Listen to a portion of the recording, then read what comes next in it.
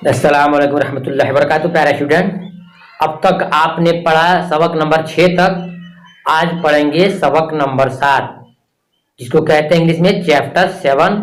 तो वो क्या है कि आप तो मैं शुरू से कह रहा हूँ कि सबसे पहले आपको चैप्टर जानना है, सबक जानना है, सबक का नाम क्या है और सबक के राइटर कौन है, और राइटर से रिलेटेड यानी जुड़े जितने क्वेश्चन है वो तमाम क्वेश्चन मैं आपको देते आ रहा हूँ। इंशाल्लाह अंत तक भी दूंगा।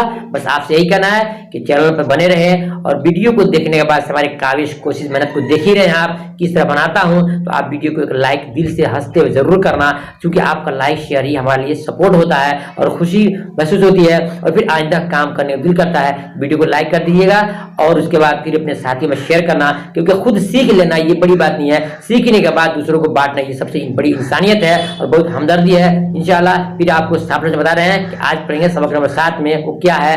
वो है अफसाना है। क्या है? अफसाना है, जिसका नाम है टॉबर्टी सिंह। टॉबर्टी सिंह, ये सबक का नाम है टॉबर्टी सिंह और इसके लिखने वाले हैं सादत हसन मंटू। सादत हसन मंटू से और इस टॉबर्टी सिंह से अफसाना से जितने क्वेश्चन है वो तमाम मैं आपको दूंगा। तो आइए चलते हैं स्क्रीन पर, देखते हैं आज क्या क्या पढ़ना है, क्या क्या सवाल बने गए हैं।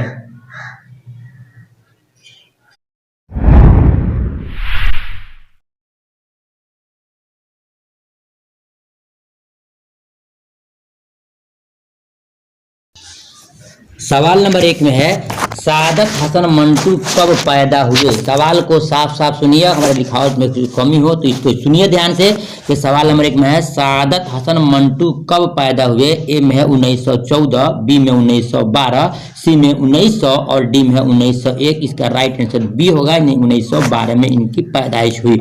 सवाल नंबर 2 देख लेते हैं कि हसन मंटू कहाँ पैदा हुए। वह कब पूछा है, यहाँ कहाँ यानी स्थान जगह पूछ रहा है, कहाँ पैदा हुए। ए में है समबराला पंजाब में और बी में कश्मीर में और सी में है गाजियाबाद में और डी में है अमृतसर में। इसका राइट आंसर ये होगा कि समबराला पंजाब में। इन तमाम को आपको याद करना होगा। तो सवाल नंबर 3 में सादत हसन मंटू के वालिद का क्या नाम था। वालिद जानते हैं आप, क्या नाम था। ए में ख्वाजा फजल अली और बी में ख्वाजा गुलाम हसन और सी में ख्वाजा अब्बास अली और डी में है ख्वाजा नवाब अली। प्यारे स्टूडेंट, इसका राइट आंसर होगा बी, यानी ख्वाजा गुलाम हसन इनके वालिद साहब का नाम था। तो सवाल नंबर 4 में हसन मंटू की वालदा का क्या नाम था। वालदा कहते हैं माँ को, यानी उनका माँ का नाम क्या था। ए में सरवरी बेगम और बी में सरदार बेगम और सी में है तस्लीमा नसरीन और डी में है इज्जतुन्नसा। इसका राइट आंसर बी होगा, इनके सरदार बेगम इनके वालदा मोहतरमा का नाम था। प्यारे स्टूडेंट, तमाम क्वेश्चन बीबीआई क्वेश्चन हो सकते हैं, आपको याद करना होगा। तो देखिए सवाल नंबर 5 में है कि सादत हसन मंटू के अदबी जिंदगी कब शुरू होता है, यानी कि इस दुनिया के अंदर शेर शायरी में और ये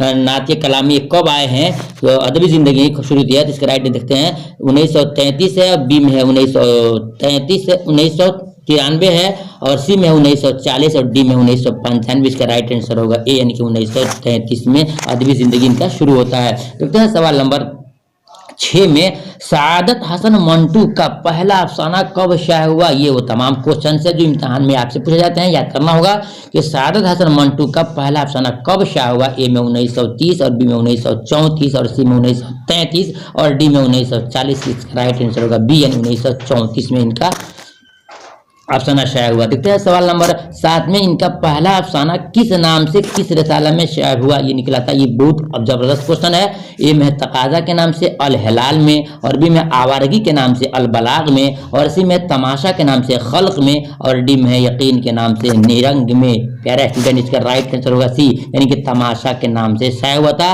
खल्क जो पेपर निकलता उसमें निकला था, यानी कि मालूम है तमाशा के नाम से खल्क में। सवाल नंबर 8 देखते हैं हसन मंटू का पहला अफसाना कहाँ से निकला। यह स्थान पूछ रहा है, जगह पूछ रहा है, कहाँ से निकला। ए में दिल्ली से, बी में पटना से और सी में अलीगढ़ से और डी में अमृतसर से। प्यारे स्टूडेंट, इसका राइट आंसर या डी होगा, यानी कि अमृतसर से निकला था। तो सवाल नंबर 9 में सादत हसन मंटू का पहला अफसानी मजमुआ कौन सा है। वहाँ पहला अफसाना था, यहाँ अफसानी मजमुआ। दोनों में डिफरेंस जानते हैं क्या है। एक किताब को अफसाना कहते हैं और चंद किताबों को जो मिला समूह को कहते हैं मजमुआ।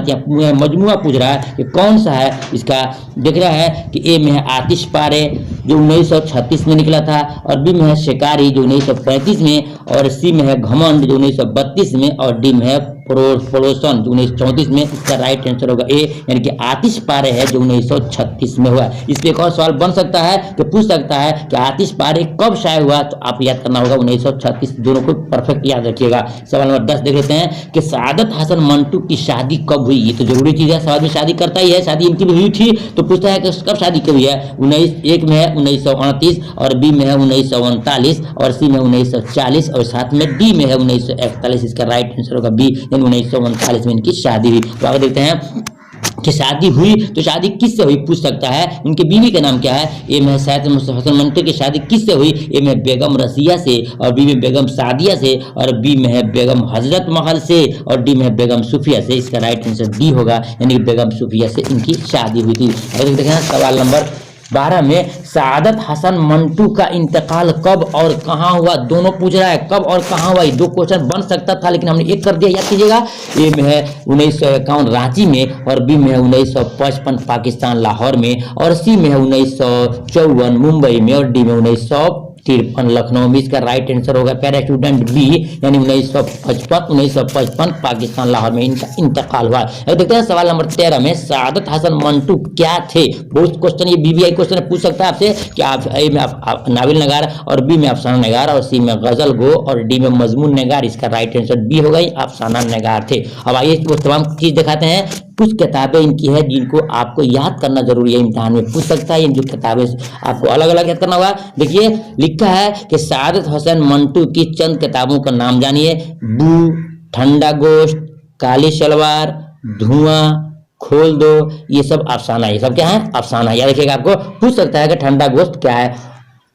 देखना आगे में सवाल अफसानी मजमू है, ये तो पहला अफसाना है। ये अफसानी मजमू कौन सा है, लिखा है चोगद, इसमें गैन नहीं है, गैन है, क्या है चोगद और खाली बोतलें, खाली डब्बे, नमरूद की खुदाई, सड़क के किनारे, ये उनकी किताबें हैं जो अफसानवी मजमू है, आपको याद करना होगा। आगे देखते हैं कि चंद फिल्मों में उन्होंने काम किए हैं, जिसका नाम देखिए अपनी नगरिया, ये एक फिल्म का नाम है, और चल चल रे नौजवान, ये भी फिल्म का नाम है, और बेगम, ये भी फिल्म का नाम है, शिकारी, ये भी फिल्म का नाम है, और प्रोसन, ये भी फिल्म का नाम है, और गालिब घमंड और 8 दिन, ये टाइटल है, उन्होंने दिखा था।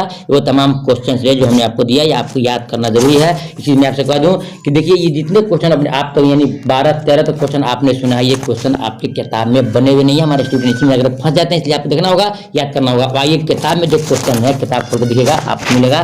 सवाल में देखिए क्या लिखा है, टॉबर्टी सिंह किस शय का नाम है। शय माने चीज, किस चीज का नाम है, तो पूछ रहा है। या आप सोचते हो कि किसी इंसान का नाम है, यह स्टूडेंट किसी इंसान का नाम नहीं है, बल्कि टॉबर्टी सिंह एक गांव का नाम है। क्या है, एक गांव का नाम है। सवाल होता है सवाल नंबर 2 में कि लाहौर पागलखाने के हिंदू और सिख कहाँ भेजे जा रहे थे।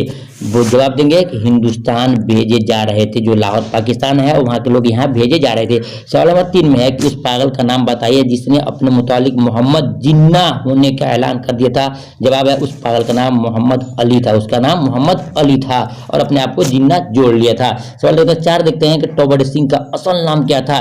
टॉबर्टी सिंह का असल नाम क्या था, इसका राइट जवाब होगा बिशुन सिंह, उसका नाम क्या नाम, बिशुन सिंह उसका नाम था। सवाल नंबर 5 देखते हैं, टॉबर्टी सिंह की मौत किस जगह हुई। टॉबर्टी सिंह की मौत की जगह, ये क्वेश्चन जबरदस्त क्वेश्चन है, आपको याद करना होगा।